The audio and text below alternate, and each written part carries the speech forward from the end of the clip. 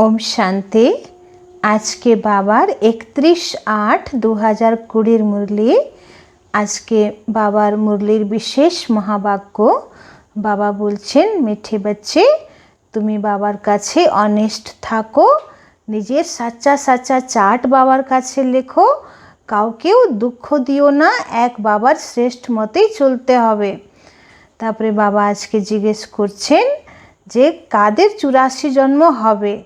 তো 84 জন্ম তাদের হবে যারা কখনো কারো প্রতি, যাদের দৃষ্টিবৃত্তি খারাপ নেই বা কারো প্রতি ক্রিমিনাল চোখ নেই, তাদেরই 84 জন্ম হবে।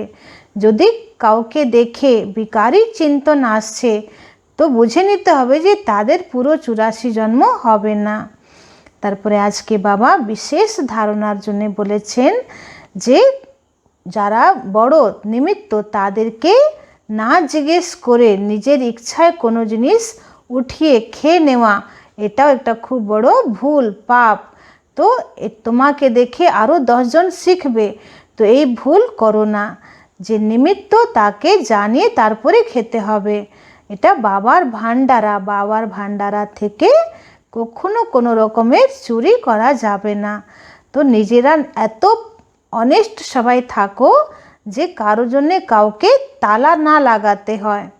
তো আমরা সবাই জানি সত্যযুগে কোনো কিছুতে তালা থাকবে না। কেন? কারো জিনিস নেওয়া, না বলে নেওয়া, এসব এটা গুড ম্যানার নয়, এটা দেবী ম্যানার্স নয়।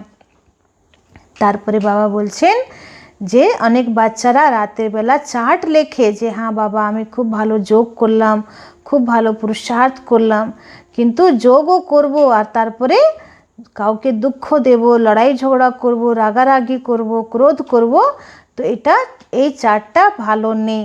তো বলছে এরকম করো না যে যোগও করতে থাকবে আর বিকর্ম করতে থাকবে।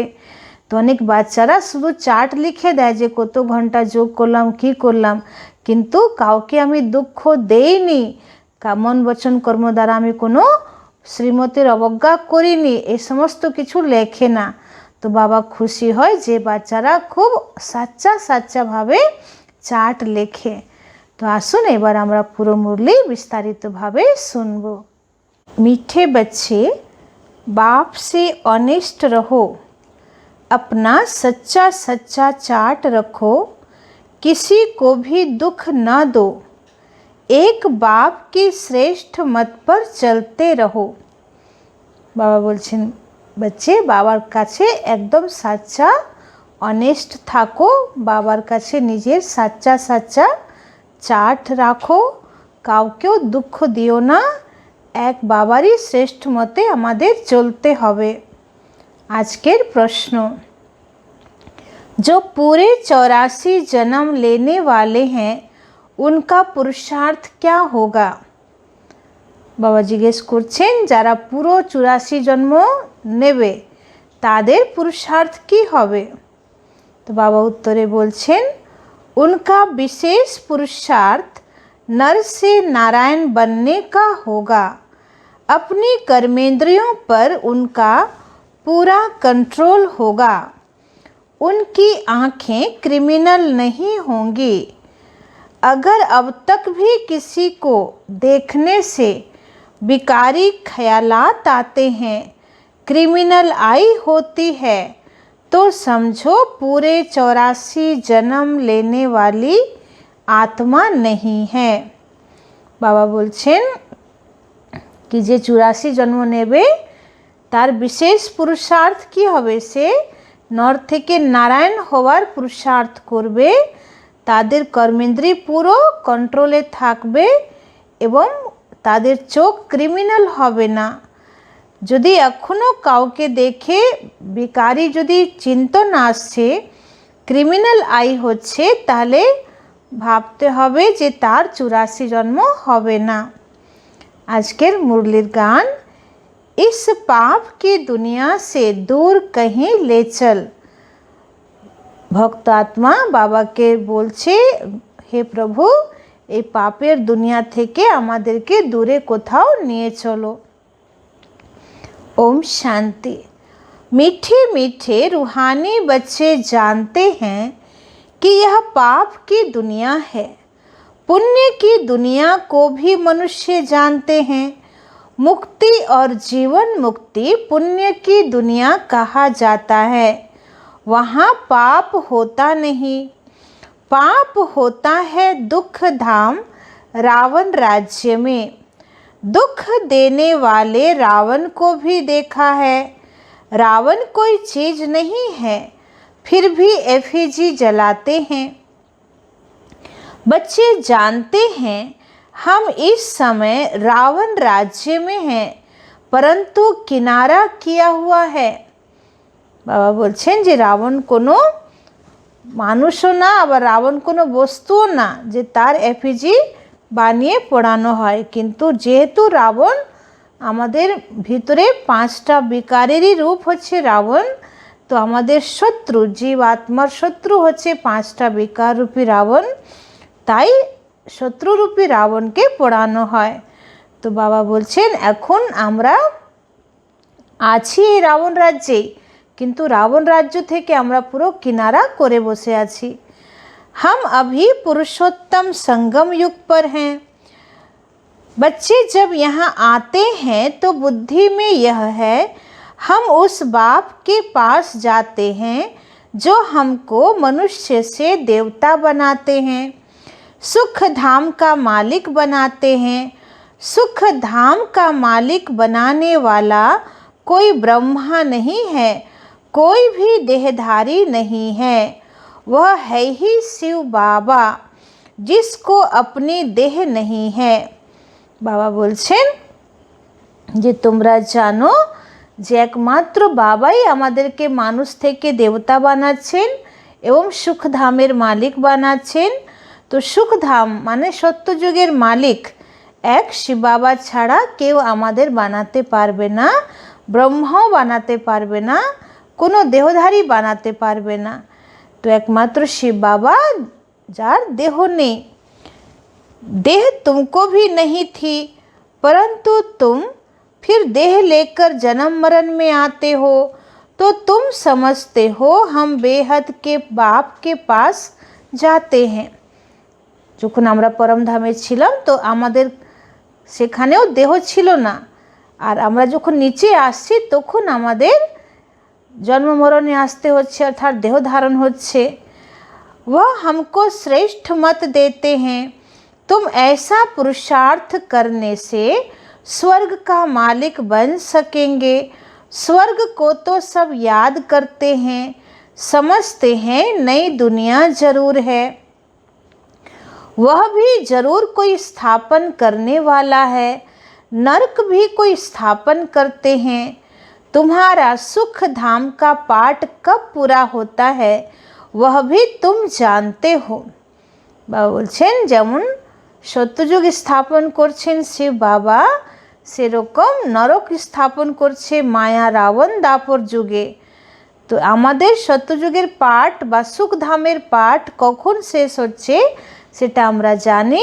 2500 বছরের পরে দাপর যুগ যখন আরম্ভ হয় তখন আমাদের সুখের পাঠ शेष हो जाए। फिर रावण राज्य में तुम दुखी होने लगते हो।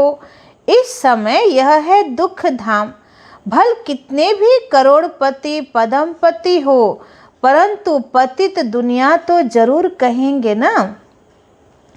यह कंगाल दुनिया दुखी दुनिया है। बाबा बोलছেন যতই মানুষ কোটিপতি হোক পদমপতি হোক, কিন্তু দুনিয়াই পতিত দুনিয়া। তো এই পতিত দুনিয়াতে চারিদিকেই দুঃখ শান্তি লেগে আছে, सब दुनियाई कांगाल दुखी हुए आछे। भल कितने भी बड़े बड़े मकान हैं, सुख के सब साधन हैं, तो भी कहेंगे पतित पुरानी दुनिया है। विषय वैतरणी नदी में गोता खाते रहते हैं, यह भी नहीं समझते कि विकार में जाना पाप है। कहते हैं इसके बिगर सृष्टि वृद्धि को कैसे पाएगी। মানুষ ভাবে যে বিকার ছাড়া জগৎ চলবে কি করে। बुलाते भी हैं, हे भगवान, हे पतित पावन, आकर इस पतित दुनिया को पावन बनाओ। आत्मा कहती है शरीर द्वारा, आत्मा ही पतित बनी है, तब तो पुकारती है ना। स्वर्ग में एक भी पतित होता नहीं। বুঝলেন, এখন কলিযুগে একটাও পাবন নেই আর সত্যযুগে একটাও পতিত থাকবে না। তো কলিযুগে এত পতিত আত্মা, এই জন্যে ভগবানকে ডাকছে, হে পতিত পাবন এসো আর এই पतित दुनिया के पावन बनाओ। तुम बच्चे जानते हो कि संगम युग पर जो अच्छे पुरुषार्थी हैं वही समझते हैं कि हमने 84 जन्म लिए हैं, फिर इन लक्ष्मी नारायण के साथ ही हम सतयुग में राज्य करेंगे। एक ने तो 84 जन्म नहीं लिया है ना, राजा के साथ प्रजा भी चाहिए। তো বাবা বলছে যে শুধু রাজারই তো 84 জন্ম হবে না, রাজার সঙ্গে তো প্রজাও চাই। তো যারা সত্যযুগে একদম প্রথমে আসবে তাদের পুরো 84 জন্ম হবে। बाप कहते हैं बच्चे, अभी ही तुम्हें दैवी गुण धारण करने हैं।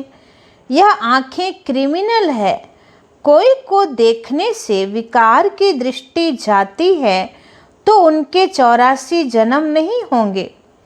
বাবা আজকে একদম স্পষ্ট বলে দিচ্ছেন যে কাউকে দেখে যদি বিকারী দৃষ্টিবৃত্তি যাচ্ছে তাহলে তাদের 84 জন্ম হবে না। वह नर से नारायण बन नहीं सकेंगे। जब इन आँखों पर जीत पा लेंगे तब कर्मातीत अवस्था होगी। सारा मदार आँखों पर है, आँखें ही धोखा देती हैं। आत्मा इन खिड़कियों से देखती है, इसमें तो डबल आत्मा है। বলছেন যে পুরো খেলাই হচ্ছে চোখের উপরে, চোখই মানুষকে ধোঁকা দেয়। তো বাবা বলছেন যে আত্মা এই চোখরূপী জানলা দিয়ে দেখছে। ब्रह्मा बाबर भ्रिकुटीते तो डबल आत्मा, इसमें तो डबल आत्मा है। बाप भी इन खिड़कियों से देख रहे हैं, हमारी भी दृष्टि आत्मा पर जाती है। बाप आत्मा को ही समझाते हैं, कहते हैं मैंने भी शरीर लिया है, तब बोल सकते हैं।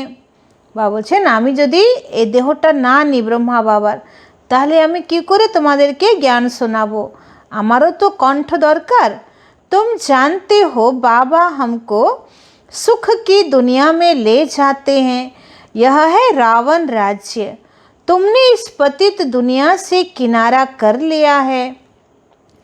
कोई बहुत आगे बढ़ गए, कोई पिछाड़ी में हट गए, हर एक कहते भी हैं पार लगाओ। अब पार तो जाएंगे सतयुग में। বলছেন মানুষ কি বলে ভগবানকে, হে প্রভু আমাদের জীবন নৌকা পার লাগাও। তো বাবা বলছে পার হবে সত্যযুগে, আসল বেড়া পার তো সত্যযুগে। परंतु वहाँ पद ऊंच पाना है तो पवित्र बनना है। यदि सत्ययुगे ऊंचो पद चाओ ताहले पवित्र होते हबे, मेहनत करनी है। मुख्य बात है बाप को याद करो तो विकर्म विनाश हो। यह है पहली सब्जेक्ट। বলছেন যোগী হচ্ছে প্রথম सब्जेक्ट। तुम अभी जानते हो हम आत्मा एक्टर हैं। पहले पहले हम सुख धाम में आए, फिर अब दुख धाम में आए हैं। আমরা সবাই অভিনেতা অভিনেত্রী, আমরা অ্যাক্টর। তো আগে আমরা সত্যযুগ ত্রেতা যুগ সুখ ধামে অ্যাক্টিং করেছি, তারপরে আমরা দুঃখ ধামে এসেছি। तो अब बाप फिर सुख धाम में ले जाने आए हैं, कहते हैं मुझे याद करो और पवित्र बनो। कोई को भी दुख न दो, एक दो को बहुत दुख देते रहते हैं। कोई में काम का भूत आया, कोई में क्रोध आया, हाथ चलाया। बाप कहेंगे यह तो दुख देने वाली पाप आत्मा है। বাবা বলছেন যে মানুষ কত সবাইকে দুঃখ দিচ্ছে, কারো উপরে কামের ভূত চলে আসছে, কারো উপরে ক্রোধ আসলে তখন হাত চালিয়ে দিচ্ছে, মানে কাউকে মেরে দিচ্ছে। তো বাবা বলছে এসব তো একদম দুঃখদায়ী आत्मा, पाप आत्मा। पुण्य आत्मा कैसे बनेंगे? अब तक पाप करते रहते हैं, यह तो नाम बदनाम करते हैं। सब क्या कहेंगे? कहते हैं हमको भगवान पढ़ाते हैं, हम मनुष्य से देवता विश्व के मालिक बनते हैं, वह फिर ऐसे काम करते हैं क्या? बाबा বলছেন कि যদি বাবার জ্ঞানে আসার পরে যদি আমাদের কারো উপরে রাগের বশীভূত হয়ে যদি হাত চলে, তাহলে বাবা কি বলবে যে, বা মানুষ কি বলবে যে এরা বলছে ভগবান আমাদেরকে পড়াচ্ছেন, মানুষ থেকে দেবতা বানাচ্ছেন, तो যারা देवता হবে তারা কি এরকম কাজ করবে? इसलिए बाबा कहते रोज रात में अपने को देखो, अगर सपूत बच्चे हैं तो चार्ट भेजें। भल कोई चार्ट लिखते हैं परंतु साथ में यह लिखते नहीं कि हमने किसको दुख दिया वा यह भूल की। বলছে অনেকেরা চার্ট লেখে, কিন্তু চার্টের মধ্যে আবার এটা লেখে না যে আমরা আজকে মন বচন কর্ম দ্বারা কাউকে দুঃখ দিয়েছি বা এই ভুল করেছি, এটা লেখে না। याद करते रहें और उल्टे कर्म करते रहें, यह भी तो ठीक नहीं ना।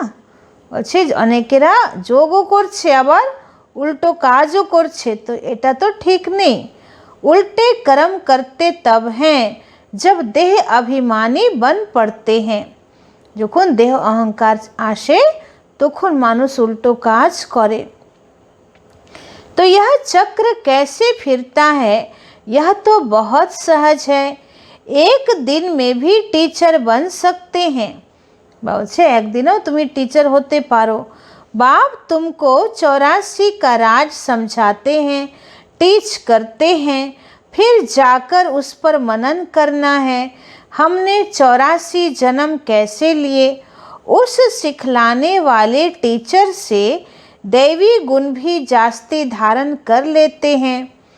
बाबा सिद्ध कर बतला सकते हैं, दिखाते हैं। बाबा हमारा चार्ट देखो, हमने जरा भी किसी को दुख नहीं दिया। बाबा कहेंगे यह बच्चा तो बड़ा मीठा है। বলছে অনেক সুপুত্র বাচ্চা বাবার, যারা বাবাকে দেখায়, দেখো বাবা আমার চার্ট দেখো, আজ আমি কাউকেও একটু দুঃখ দেইনি। বাবা বলবে যে বাহ আমার এই বাচ্চা তো খুবই মিষ্টি, अच्छी खुशबू निकाल रहे हैं। टीचर बनना तो सेकंड का काम है। टीचर से भी स्टूडेंट याद की यात्रा में तीखे चले जाते हैं।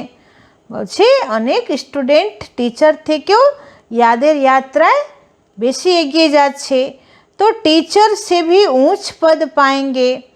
बाबा तो पूछते हैं किसको टीच करते हो? रोज शिव के मंदिर में जाकर टीच करो। शिव बाबा कैसे आकर स्वर्ग की स्थापना करते हैं, स्वर्ग का मालिक बनाते हैं, समझाना बहुत ही सहज है। बाबा বলছে শিব মন্দিরে যাও, সেখানে গিয়ে সবাইকে বাবার এই জ্ঞান শোনাও যে কী করে ভগবান শিব বাবা এসে সত্যযুগের স্থাপনা করছেন এবং আমাদেরকে স্বর্গের মালিক বানাচ্ছেন। बाबा को चार्ट भेज देते हैं, बाबा हमारी अवस्था ऐसी है। बाबा पूछते हैं बच्चे कोई विकर्म तो नहीं करते हो?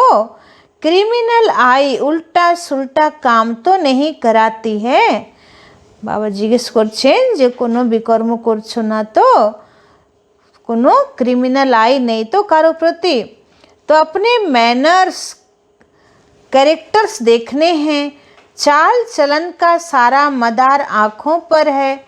বলছে সব কিছু চাল চলন যা কিছু আমাদের দ্বারা ভালো বা মন্দ হচ্ছে তার আধার হচ্ছে আমাদের চোখ, আমাদের দৃষ্টি।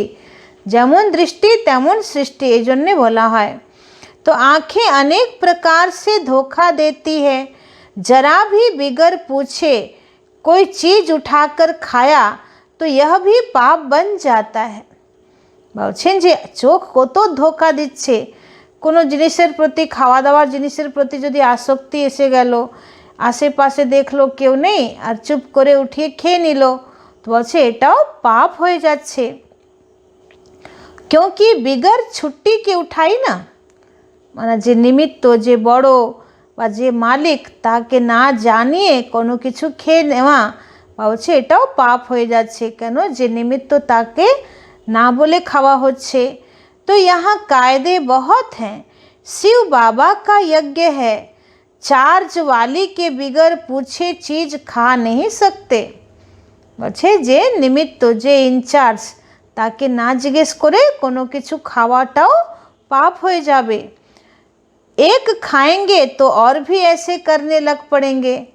और একজন খেলে আর সবাইকে সেই সংস্কার দিচ্ছে, তাকে দেখে সবাই এরকম করবে, तो এটাও তো একটা পাপ হয়ে যাচ্ছে না।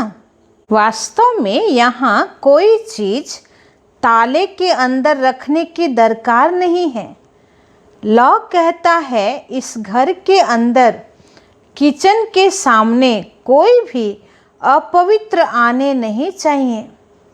বাবা আজকে খুব কড়াকড়ি বলছেন যে কেউ যদি এমনি কাউকে না জিজ্ঞেস করে কোনো জিনিস যদি উঠিয়ে খেয়ে নিচ্ছে, তো ধীরে ধীরে তখন কি করা হয় যে তাদের জন্যে জিনিসটা লুকিয়ে রাখতে হয় বা তালাতে রাখতে হয়। তো বাবা বলছে যে সবাই একদম পরিষ্কার থাকো, সবাই সব কিছু যা কিছু খাবে সেটা বড়দের আজ্ঞা অনুসার খাও, তাহলে কাউকে তালা লাগাতে হবে না।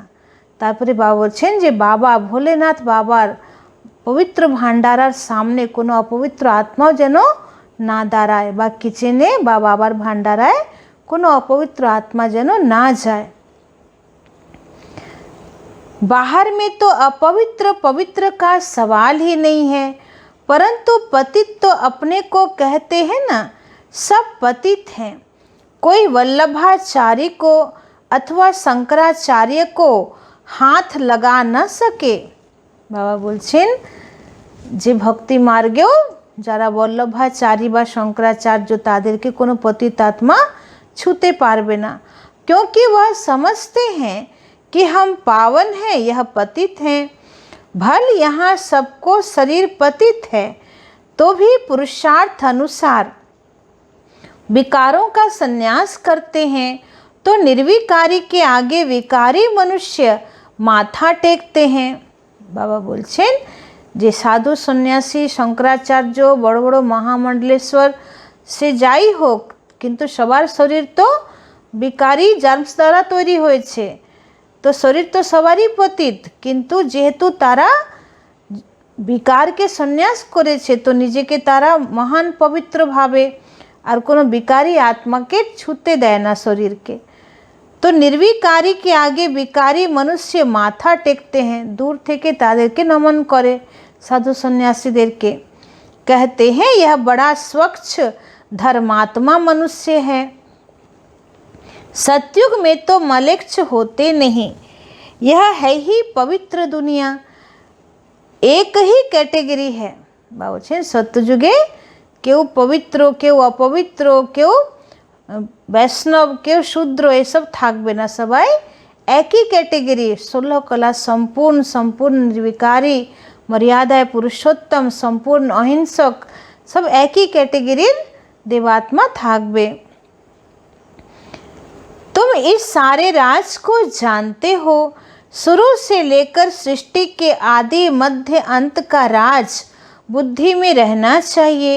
हम सब कुछ जानते हैं, बाकी कुछ भी जानने का रहता ही नहीं है। रचता बाप को जाना, सूक्ष्म वतन को जाना, भविष्य मर्तबे को जाना, जिसके लिए ही पुरुषार्थ करते हो। फिर अगर चलन ऐसी हो जाती है तो ऊंच पद पा नहीं सकेंगे। বলছে বাবাকে পেয়ে তোমরা সব কিছু জেনে গেছো, আর জানার কিছুই বাকি থাকলো না। তো রচয়িতা বাবাকে জেনেছো, সূক্ষ্ম বতনকে জেনে গেছো, নিজের ভবিষ্যৎ পদকে জেনে গেছো, আর কি চাই? এত জানা সত্ত্বেও যদি তুমি ঠিক মতন পুরুষার্থ করছো না, বা তোমার চলন এইরকমই যদি থাকে, তাহলে আর উঁচু পদ পেতে পারবে না। किसी को दुख देते विकार में जाते हैं या बुरी दृष्टि रखते हैं, तो यह भी पाप है। दृष्टि बदल जाए बड़ी मेहनत है। বলছে দৃষ্টি পুরো শুদ্ধ হয়ে যাক, এটা খুবই পরিশ্রমের ব্যাপার। दृष्टि बहुत अच्छी चाहिए, বাবা বলছেন দৃষ্টি খুবই নির্মল চাই, পবিত্র চাই। आँखें देखती है यह क्रोध करते हैं तो खुद भी लड़ पड़ते हैं। মানে ক্রোধ একজন করলে আরেকজনের উপরে তার প্রভাব চলে আসে। तो शिव बाबा में जरा भी लव नहीं, याद ही नहीं करते। बलिहारी शिव बाबा की है, बलिहारी गुरु आप की, बलिहारी उस सतगुरु की जिसने सत गोविंद श्री कृष्ण का साक्षात्कार कराया। बाबा बोलছেন भक्ति मार्गेও গান আছে যে বলিহারি সে গোবিন্দ গুরুর যে গোবিন্দ কৃষ্ণের সাক্ষাৎকার করালো। তো যদি কোনো ভক্তের শ্রীকৃষ্ণের সাক্ষাৎকার হয়ে যায় তাহলে সে মনে মনে তার গুরুকে ধন্যবাদ জানায়। তো এখানে তো বাবা বলছে যে সৎগুরু হচ্ছেন বাবা, আর বাবা আমাদেরকে সত্যযুগের সাক্ষাৎকার করাচ্ছেন যে তুমি এত সুন্দর দুনিয়ায় যাবে। তো এখানে বলিহারি শিব বাবার আছে। गुरु द्वारा तुम गोविंद बनते हो। साक्षात्कार से सिर्फ मुख मीठा नहीं होता। বলছে এক ঝলক কৃষ্ণের দর্শন করে নিলে তাতে কিন্তু মুখ মিষ্টি হবে না। শিব বাবা তো আমাদেরকে কৃষ্ণের রাজ্যেই নিয়ে যাচ্ছে, কৃষ্ণপুরীতে নিয়ে যাচ্ছে। तो मीरा का मुख मीठा हुआ क्या, सचमुच स्वर्ग में तो गई नहीं। मीरा तो সত্যি করে স্বর্গে তো যায়নি, শুধু সাক্ষাৎকার করেছে যে আমি কৃষ্ণের সঙ্গে রাস করছি, কিন্তু বাস্তবে তো প্র্যাকটিক্যালে তো যায়নি। वह है भक्ति मार्ग, उनको स्वर्ग का सुख नहीं कहेंगे। বলছে ভক্তি মার্গে সব সাক্ষাৎকার দর্শন এসব করলে আসল সত্যযুগের সুখ পাবে না। गोविंद को सिर्फ देखना नहीं है, ऐसा बनना है। বলছে শুধু কৃষ্ণকে দেখো না, কিন্তু কৃষ্ণের দুনিয়ায় যাওয়ার মতন সেরকম তৈরি হও। तुम यहाँ आए ही हो पाठ बज ऐसा बनने के लिए। আমরা এখানে কি করতে এসেছি, এরকম হতে এসেছি।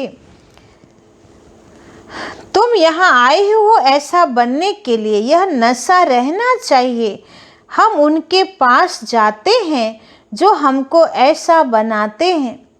বলছেন তোমাদের এরকম মনে খুশি থাকা দরকার, নেশা থাকা দরকার যে আমরা তার কাছে যাচ্ছি যে আমাদেরকে এত উঁচু বানাচ্ছে, রাধে कृष्णের মতন, লক্ষ্মী नारायणের মতন।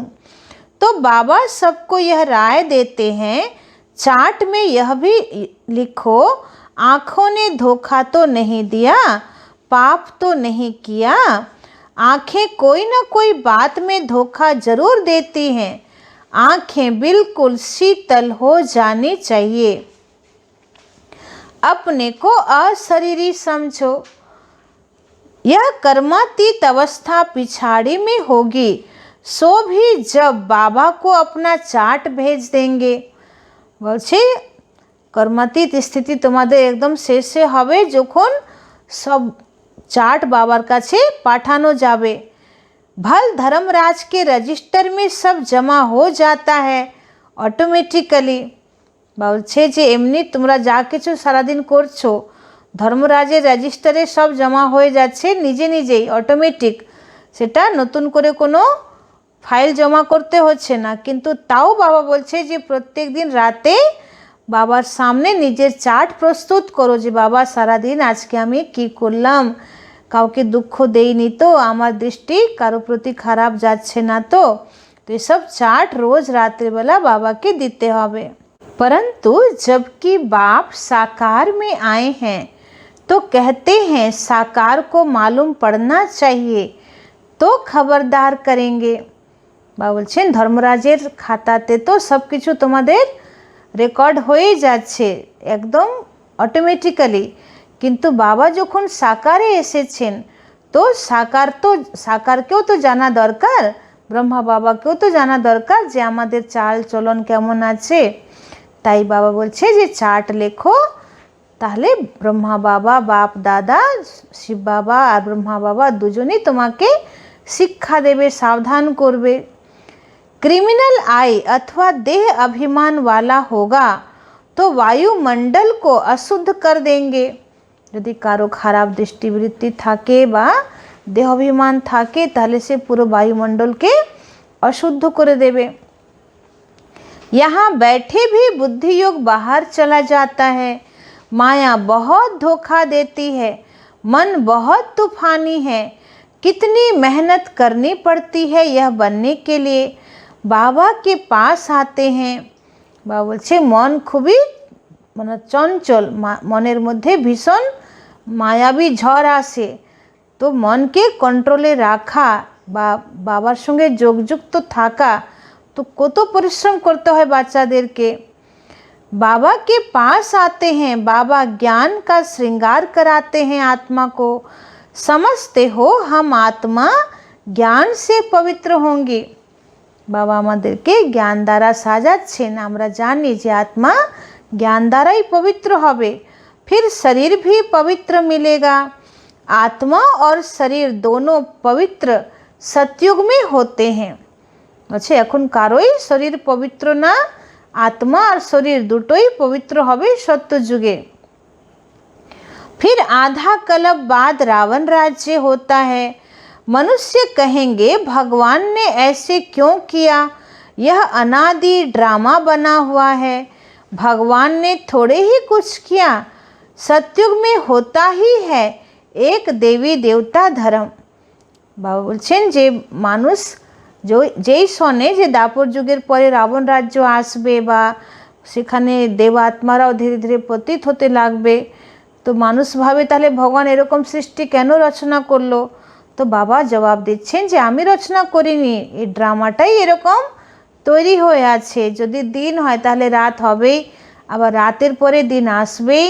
যদি অমাবস্যা আছে তাহলে পূর্ণিমা আবার হবে, আর পূর্ণিমা যদি আছে তাহলে আবার অমাবস্যা আসবে। তো এটা তো খেলা, সৃষ্টির এটা নাটক যে একরকম সব কিছু থাকতে পারে না। এই জগতই হচ্ছে পরিবর্তনশীল জগৎ। तो भगवान ने थोड़े ही कुछ किया है, सतयुग में होता ही है एक देवी देवता धर्म। कोई कोई कहते हैं ऐसे भगवान को हम याद ही क्यों करें। अच्छा অনেকের আবার সংশয় বুদ্ধি হয়ে কি বলে যে এরকম ভগবানকে আমরা কেন স্মরণ করব, কি যার থাকতেও দুঃখের দুনিয়া আবার আসবে। তো বাবা বলছে लेकिन तुम्हारा दूसरे धर्म से कोई मतलब नहीं। जो कांटे बने हैं वही आकर फूल बनेंगे। अच्छा অন্য ধর্মের লোকেরা যদি তোমাদের কথা না শোনে বা না বোঝে তো চিন্তা নেই, কেন সে তাদের তো ড্রামাতে পার্ট নেই যে তারা সত্যযুগে আসবে। তো যারা কাঁটা বেশি হয়েছে তারাই আবার ফুল হবে, মানে ভারতবাসীরাই বেশি কাঁটা হয়েছে তো তারাই আবার ফুল হবে। मनुष्य कहते हैं क्या भगवान सिर्फ भारतवासियों को ही स्वर्ग में ले जाएंगे। हम मानेंगे नहीं, भगवान को भी दो आँखें हैं क्या। बाबा बोलছেন যে অনেকেরা তোমাদের সঙ্গে যুক্তি করবে, তর্ক করবে যে আচ্ছা তাহলে কি ভগবান শুধু ভারতবাসীদেরকেই স্বর্গে নিয়ে যাবে আর আমার মানে অন্য ধর্মের লোককে নেবে না। তাহলে এই কথাটা আমরা মানতে পারছি না, কেন যে ভগবান হবে তার দুটো চোখ হবে না। কিন্তু বাবা বলছেন যে কিছু করার নেই, ড্রামাই এরকম তৈরি হয়ে আছে। सब स्वर्ग में आए तो फिर अनेक धर्मों का पाठ कैसे चले। সবাই যদি সত্যযুগে চলে আসবে তাহলে তো অন্য ধর্ম যে বিশেষ পাঠ আছে, যেমন ক্রাইস্ট আসলে খ্রিস্টান ধর্ম রচনা হবে, মহাত্মা বুদ্ধ আসলে বৌদ্ধ ধর্ম রচনা হবে, তাহলে সেই ধর্মপিতাদের ভূমিকা কি থাকবে। এই জন্য বাবা বলছে যে সবাই এক মঞ্চে একই সময় আসতে পারবে না। स्वर्ग में तो इतने करोड़ होते नहीं। तो पहली पहली मुख्य बात भगवान कौन है उनको तो समझो। तो बाबा বলছে এই জন্যে প্রথমে ভগবানকে তার উপরে জোর করে বোঝাতে হবে যে ভগবান কে হতে পারে আর ভগবানের পাঠ কি আছে। यह नहीं समझा है तो अनेक प्रश्न करते रहेंगे। এটা না বুঝলে মানুষ অনেক প্রশ্ন করতে থাকে। तो अपने को आत्मा समझेंगे तो कहेंगे यह तो बात ठीक है। हमको पतित से पावन जरूर बनना है। याद करना है उस एक को। सब धर्मों में भगवान को याद करते हैं ना। तुम बच्चों को अभी यह ज्ञान मिल रहा है। तुम समझते हो यह सृष्टि चक्र कैसे फिरता है। तुम कितना प्रदर्शनी में भी समझाते हो, निकलते बिल्कुल थोड़े हैं। बाबा बोलছেন যে তোমরা যখন কোথাও প্রদর্শনী করছো, কোনো সেবা করছো, সবাইকে জ্ঞান শোনাচ্ছ, কোর্স করাচ্ছ, তো কতজন শোনে, কিন্তু কত কম বেরোচ্ছে যে যারা বাবাকে একদম 100% চিনে নেয় আর বাবার বাচ্চা তৈরি হয়ে যায়। এরকম অনেক অল্প তৈরি হয়, হয়তো 50-এর মধ্যে একজন বা 100-র মধ্যে একজন। परंतु ऐसे थोड़े ही कहेंगे कि इसलिए करनी ही नहीं चाहिए। হ্যাঁ, বলছে এটা তাহলে কখনো বলো না যে এত পরিশ্রম করে যদি বাবার বাচ্চা তৈরি হচ্ছে না তাহলে আর সেবা করতেই হবে না, ছেড়ে দাও। ड्रामा में था किया, कहाँ निकलते भी हैं प्रदर्शनी से। বাবা কিছুদিন আগেই বলেছেন যে তোমাদের সেবা ব্যর্থ যাবে না, তোমরা যা করছো সব কিছু তোমাদের সামনে ফেরত আসবে। कहाँ नहीं निकलते हैं, आगे चल आएंगे, ऊंच पद पाने का पुरुषार्थ करेंगे। আচ্ছা, এখন তোমরা বীজ রোপণ করছো, তো যখন মানুষের জীবনে খুব দুঃখ বাড়বে তখন সে আত্মাগুলো আবার আসবে, উঁচু পদ পাবে, পুরুষার্थ করবে। कोई को कम पद पाना होगा तो इतना पुरुषार्थ नहीं करेंगे। तो बाप बच्चों को फिर भी समझाते हैं, बच्चे विकर्म कोई नहीं करो, यह भी नोट करो कि हमने किसी को दुख तो नहीं दिया। বলছে নোট করো যে আমরা কাউকে দুঃখ দিচ্ছি না তো। कोई से लड़ा झगड़ा तो नहीं, उल्टा सुल्टा तो नहीं बोला, कोई अकर्तव्य कार्य तो नहीं किया।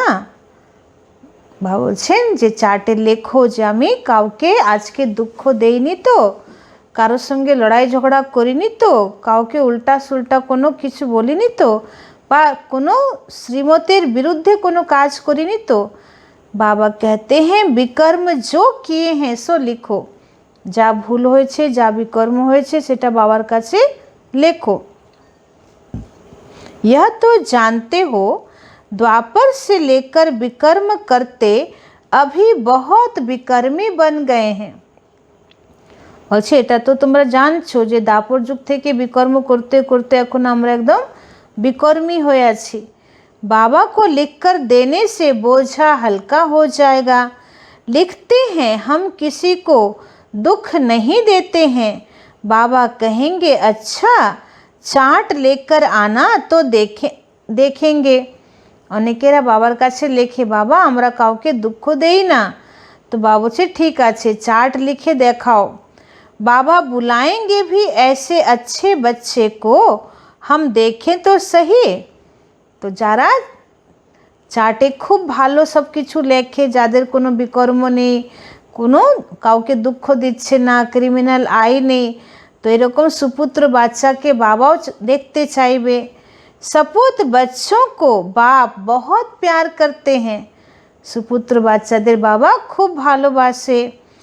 बाबा जानते हैं अभी कोई संपूर्ण बना नहीं है। बाबा हर एक को देखते हैं कैसे पुरुषार्थ करते हैं।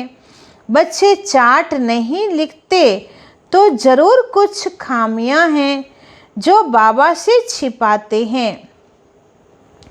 বাবা বলছে যদি ঠিক মতন বাচ্চারা চার্ট না লিখছে তাহলে নিশ্চয়ই কিছু না কিছু অবগুণ আছে যেটা বাবার কাছে লুকাচ্ছে। सच्चा ऑनेस्ट बच्चा उनको ही समझता हूँ जो चार्ट लिखते हैं। चार्ट के साथ फिर मैनर्स भी चाहिए।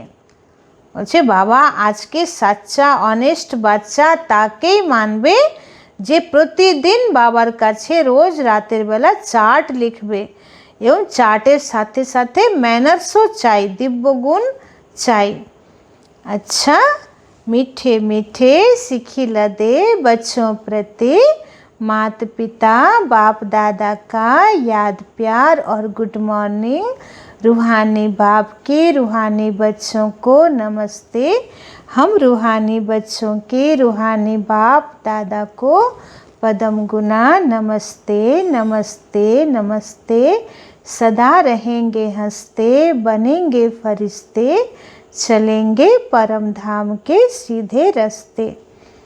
आज के धारणार मुख्य सार 1 नंबर पॉइंट,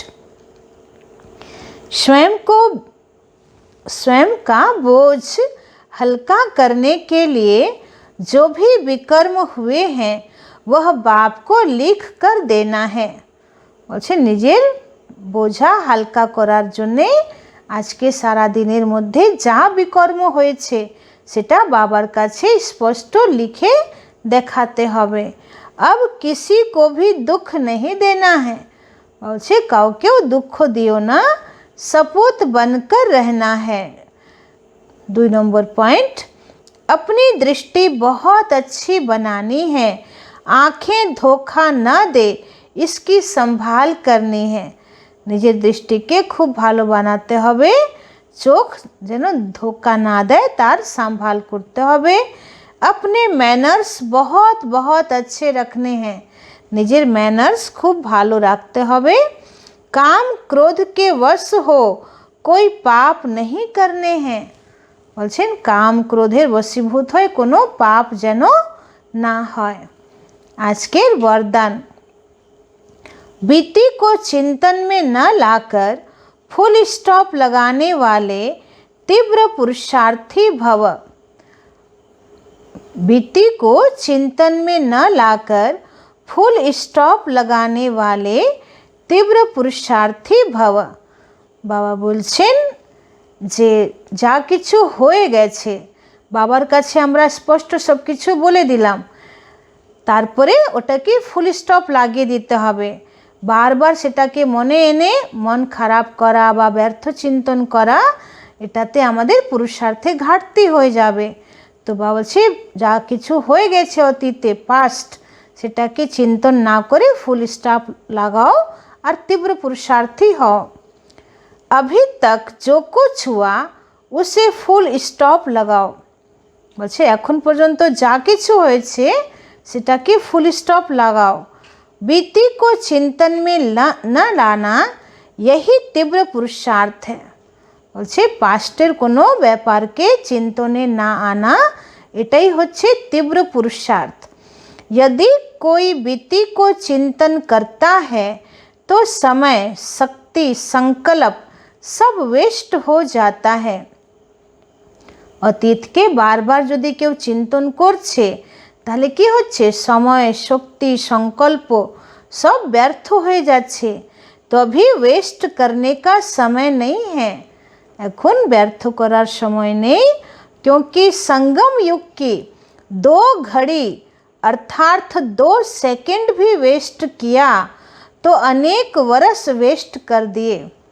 संगम যুগের যদি 2 সেকেন্ডও যদি আমরা ব্যর্থ করছি তার মানে অনেক বছর সত্য যুগের আমরা ব্যর্থ করে দিচ্ছি। इसलिए समय के महत्व को जान, अब बीती को फुल स्टॉप लगाओ। যে সময়ের महत्वকে জেনে এখন অতীতকে ফুল স্টপ লাগাতে হবে। ফুল স্টপ लगाना अर्थात सर्व खजानों से फुल बनना। ফুল স্টপ লাগানো মানে সর্ব খাজানা থেকে ফুল হওয়া। মানে অতীতের ব্যর্থকে ফুল স্টপ লাগানো মানে কি, বর্তমানকে আমরা সমর্থ করছি, বর্তমানকে সফল করছি। আর যে বর্তমানকে সফল করবে সে তো বাবার সর্ব খাজানা দিয়ে অটোমেটিক ভরপুর হয়ে যাবে। স্লোগান, जब हर संकल्प श्रेष्ठ होगा तब स्वयं का और विश्व का कल्याण होगा। বলছে যখন প্রত্যেক সংকল্প শ্রেষ্ঠ হবে তবেই নিজের আর বিশ্বের কল্যাণ হবে। ওম শান্তি।